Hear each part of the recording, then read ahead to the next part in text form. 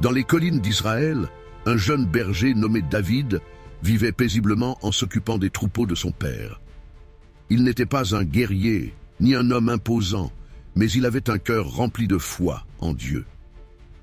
Pendant ce temps, Israël était en guerre contre les Philistins, une armée redoutable qui avait un champion terrifiant, Goliath. Goliath mesurait près de 3 mètres de haut.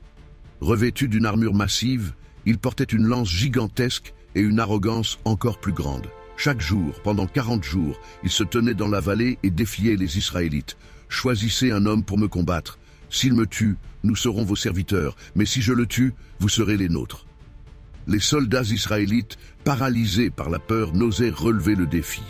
Un jour, Jesse, le père de David, envoya son fils porter des provisions à ses frères qui servaient dans l'armée. Arrivé au camp, David entendit les provocations de Goliath. Indigné, il demanda « Qui est cet incirconcis pour défier les armées du Dieu vivant ?» Ces paroles attirèrent l'attention, et il fut conduit devant le roi Saül.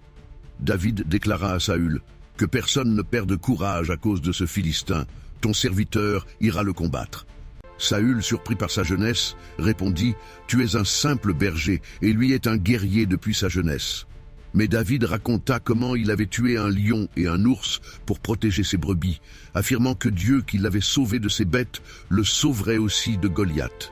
Le roi, à contre-cœur, permit à David d'aller combattre. Il tenta de l'équiper de son armure, mais elle était trop lourde pour le jeune berger.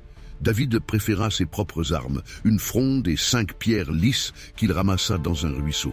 Dans la vallée, face à Goliath, David ne montra aucune peur. Goliath, le voyant, éclata de rire. « Suis-je un chien pour que tu viennes à moi avec des bâtons ?» Mais David répondit avec audace. « Tu viens à moi avec l'épée, la lance et le javelot, mais moi, je viens à toi au nom de l'Éternel des armées. Aujourd'hui, l'Éternel te livrera entre mes mains, et toute la terre saura qu'il y a un Dieu en Israël. » Alors que Goliath avançait, David courut à sa rencontre. Il plaça une pierre dans sa fronde, la fit tournoyer et la lança avec précision.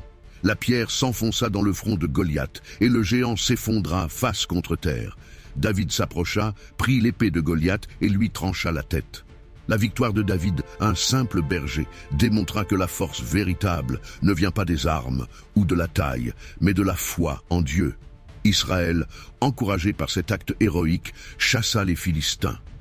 David devint rapidement un héros national et, plus tard, le plus grand roi d'Israël. Cette histoire, devenue légendaire, continue d'enseigner que face à nos Goliaths, rien n'est impossible avec Dieu à nos côtés.